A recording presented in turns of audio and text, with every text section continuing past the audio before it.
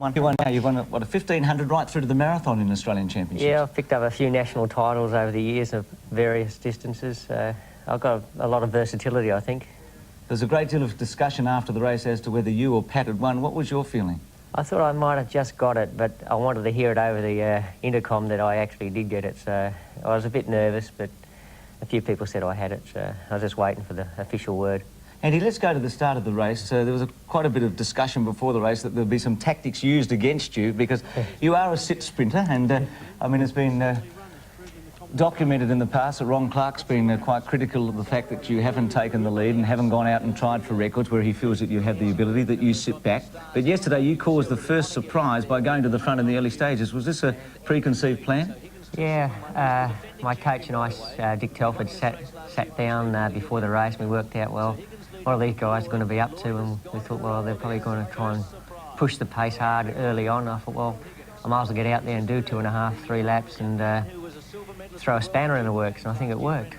The qualifying time for Barcelona's 13:27:30. You achieved that in Melbourne last week. Now, you just missed it last night. Did you feel that that was relevant yesterday, or was the most important thing winning a national title? I think winning the national title was the #1 priority, and if a good time came from it, so be it. But I think winning was the #1 priority. Now, this field contained a great deal of depth because not only did we have 5,000-metre runners, we had a marathon runner and a 10,000-metre runner in Stephen Moneghetti, and we had the fastest miler Australia's ever produced in Simon Doyle. Where did you think the dangers would come from? I always thought it would be Pat Carroll. Who's in third place at the moment. Possibly Dave Evans, who's a young bloke who's come up through the ranks. Place. I don't know how he was going to back up two races very close together. I think that was basically it. I thought Moneghetti would be very tough in the earlier stages, but not much chop over the last lap.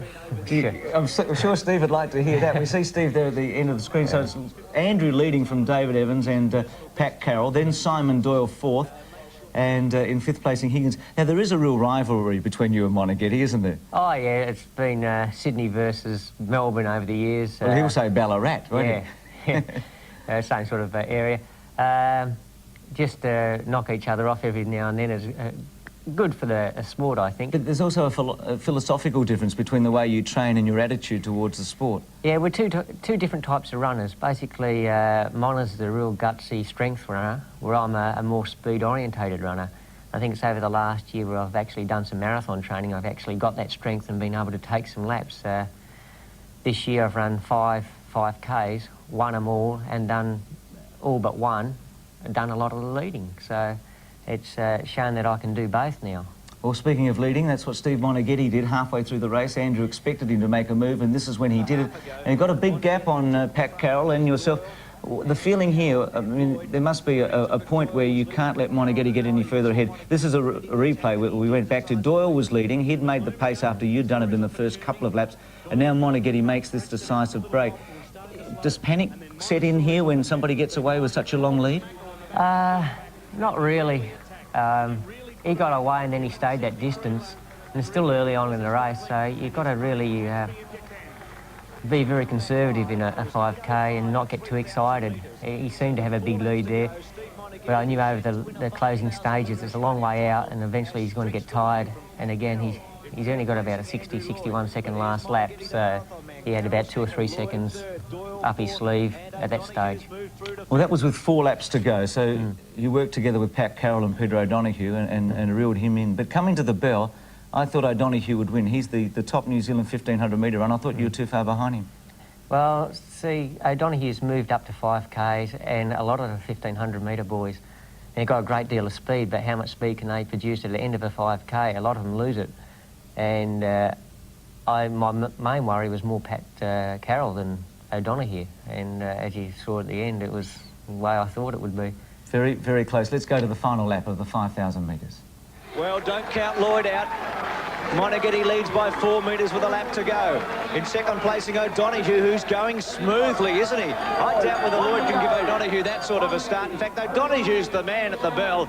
Goes past Moneghetti now. Will Carroll and Lloyd come home over the top? They will come home over the top. Monas is struggling hard. He'll fight on. He's resilient. Carroll's moving, and now moving into the back straight. Lloyd will pull out for that famous kick of his. Well, this is the last 300 metres. It's been a fascinating 5,000. Here comes Lloydie. Here comes the famous charge. Will O'Donoghue be able to resist it?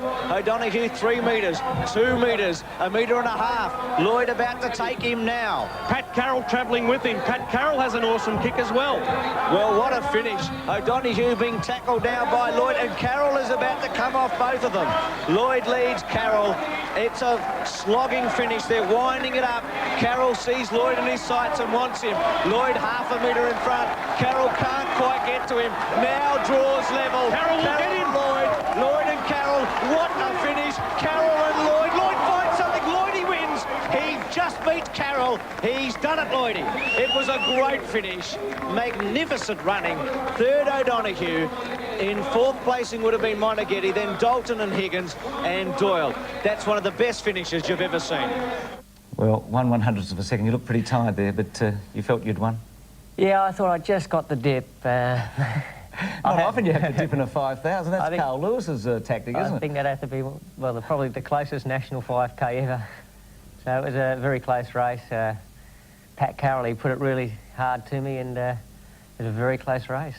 Now, the team's selected tonight. You expect to be in the 5,000, obviously, after that performance. I hope to. Selectors are selectors, and you just got to wait until see what they say. And your wife, Carolyn Shawallow, who injured herself on Thursday night, has a stress fracture in her foot. What's her immediate future? Well, she's going to have 2 weeks off, and it's a very minor stress fracture. It's they grade stress fractures in 1 to 4, and the least stress fracture is a number 1, which she's got. She's got it in a tibia or fibia. I don't know which bone it is. Right. But it's a bone that heals very quick, so it'll be a very quick recovery. Well, you'll both be in Barcelona. Well, Mobile have provided this graphic from yesterday, some of the qualifiers from the National Championships. Melinda Gainsford, you can see, has qualified twice again, once in the 100 and once in the 200, and they include Johnson, Gainsford, Gail Luke, who was excellent in the 400 hurdles, and Sharon Stewart with her very fast 51.32. So, Sandy, it was an outstanding day of track and field. The big highlights today, the 200 metres for men and women, Capobianco in the 200 for men, and Gainsford versus Freeman and Moore in the 200 for women. Thank you, Bruce. Yes, we look